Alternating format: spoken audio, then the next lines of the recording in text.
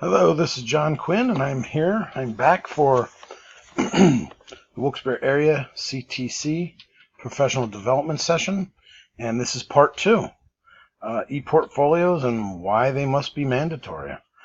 This is after I get my master's degree and after I become a technology leader. I am going to be allowed to present why we should have a TPC, and then after we get a TPC established, I'll be able to get technologies enforced in my school that are deemed necessary, or even work with teachers to see what they want. And this is my thing. One of the teachers is already making it mandatory in this class, and we've gotten a few others. There's 27 classes, and we have 7 interested, and 4 are mandatory, and 3 are experimenting this year. But that beats 1 or 2 from last year and 0 from the year before. So we are making strides in this. But that's a little introductory. Here's the first slide: e-portfolios and why they must be mandatory. Introduction to what an e-portfolio is, or and why they're important. And then you're going to create and share in this professional development.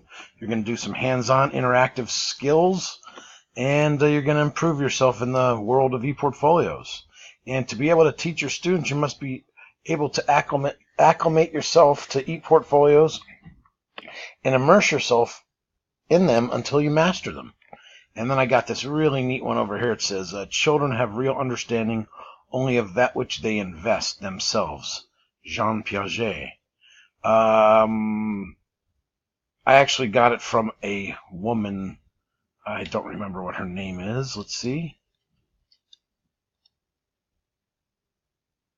Her name is Emily Plank. It's this one here. Her stuff's pretty good. Okay. I'm just going to do a little bit of a recap here. Like I said in the beginning, in the first one, part 1, of the Capstone Original Contribution, we're going in 3 steps. Part 1 was the dangers of computer learning and how and why you should join our technology planning committee if and when it's formed. This second section is now about the first step resume using for e-portfolios. Schools first and foremost for our students, it should be. And education is their future, and e-portfolios are the future for them. So that's just way back from the beginning when I first was going over it. Here's the new slide. Okay, now our next slide is going to be an introductory page of what an e-portfolio is and why we're going to use them. Getting to know e-portfolios.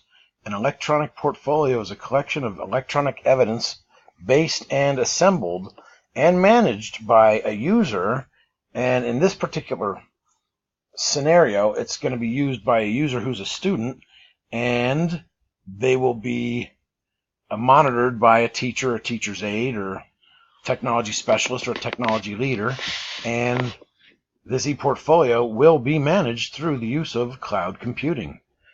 Which one you use, that's up to your teacher or your technology planning committee. That's why it's so important to get a technology planning committee to form in the first place. Okay, second part of getting to know e-portfolios. Such electronic evidence may include input text, electronic files, images, multimedia, school projects, blogs, blog entries, hyperlinks from what you're going to be doing, or even like school assignments. So that's going to consist of what a portfolio is. Okay, why they're so important. Okay. Now, the next part is, you'll watch a video tutorial to learn how to portfolio. You will watch a video on how to create an e-portfolio via or by way of Google Sites. Enjoy. And here's the little link. If you want to click it, you can.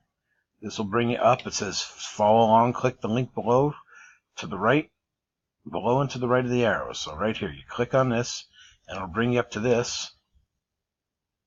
Tiny URL. Hey, nice website. Anyways, it'll bring you up to this. And this will be the next part. This tutorial is to show you portfolio using Professional development session. And back to the slides, back to the session. After you watch that video, everyone will have their own little laptops and Chromebooks or Surfaces or HP streamers or whatever the heck you have. And let's get started. Learn by doing. Now, I don't know if it's Piaget or if it was Dewey who said learn by doing, but it was one of them. I didn't quote it, so I didn't reference it. Just remember learning it. You learn by doing. Okay, here we go. First, we're going to watch a short video of how to use ePortfolios. I just showed you how to click on that to get it up. And then we will ask any questions from anyone. And then the next part of it, you're going to develop your own ePortfolio from what you've learned. So let's just say, here's the video here. Let's just say you watch the video. All right, the next part of the professional development is to interact, create, and share. So what would happen now is they will create their own ePortfolios. We're going to give them 30 minutes to do that. And make sure they're doing it and not screwing around. Or you could even, I wouldn't want to be a stickler, but if the guys are being jerks and this is supposed to be mandatory, you can warn them. You know, hey, I'm going to report you to the director. So make sure you have these guys taking it serious. A lot of times when I'm in a professional development, I like professional developments, but a lot of times you're in them and you see people screwing around or they're on their iPad Apple Air 2 or something and they're messing around with their phone or something. Make sure they're doing what they're supposed to do so they can create and share and interact with a classmate or a colleague or fellow teacher.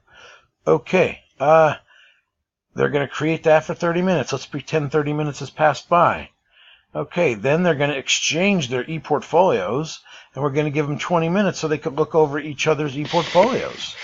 What they're going to do is they're going to look, they're going to examine, they're going to see, oh, well, that's a good technique. Oh, how'd you do that? Oh, that's pretty cool. And then, if it was bad or if there was something wrong or some misspelling or something, after they get done exchanging and looking over, they're going to do corrections and suggestions. And you could do that with your partner. You can get into groups. Say, get into groups of 4, 5, or 6. Who cares? You could keep. If you look at someone's and you get done with it quick, and you want to look at someone else's, you could look at 3, 4, 5 of them, as many as you want. But let's just say we do have partners, like it says here. We'll do that for 10 minutes. Okay. And after that's done, the volunteers, you're going to ask for volunteers for sharing examples. And then you're going to go over as many as you can. You're going to have at least 30 minutes to do this because remember, look at this. 30 minutes, 20 plus 10 is another 30 minutes. And here's an example of another 30 minutes. So if you do the first 2 parts of this professional development session, this is going to last about 2 hours. And it's nice because you could have, because there's usually an AM and a PM session for it. And this could be one of those sessions, and you could have the guys either take a break or go for lunch and come back and finish up. And I think it's a really nice. I've actually done these before, where I've developed them and I've shown them to directors and board members, and they've liked them. So this is pretty much a good one, I think. It's one of the best ones that I think I could possibly do because it's going to cover 3. It's going to cover 3 important topics. Because I'll tell you what, it doesn't look important. It doesn't really look important. But I'm going to tell you what, this one here, Dangers of Computer Learning, you could do your own professional development session just on this alone. There's a lot of information on it, and there's a lot of things people need to be aware of. And it's very important. Therefore, I really would enjoy doing one of those, but I could actually put it all 3 of these in one. And the Joining Our TPC, if it's new, if it gets established, we could definitely put this part. If you notice, there's like 3, 4, 5, 6 slides of the first one, and then there's only like 1, 2, 3.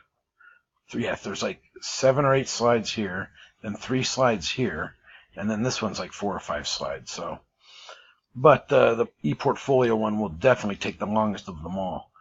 So after you get done with your 30 minutes of total, you've got to stress To your audience, practice, promise.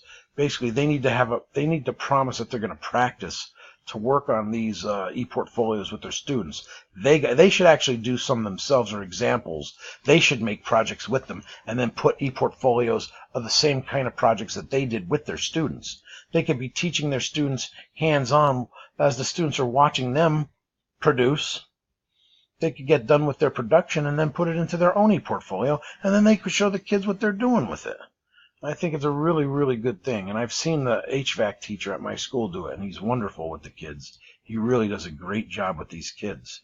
So, all right, that's my interaction section, and that is the end. My conclusion is to make sure that you're practicing with your kids. You should do this right along with them. I will do a conclusion on all 3 sections. Let's do that. Make sure you know the dangers of computer learning. It's very important. I know a lot of people never heard of FERPA or SIPA, but these are very important. You should get to know the rules and what they're about, know the definitions and why they're put in place. You should also make sure you have goals and objectives to make sure that they're put in place because they're very important. You don't want kids looking up gambling or pornography or how to make a bomb website. It's not good. Basically, get to know that. Make sure you plan throughout the year how to prevent that, how to combat students from doing dumb things. Make sure you're monitoring them, make sure you're watching them. The internet filters is another thing. Got to get to know the process and got to know whether you have a lenient filtering system or a stringent filtering system.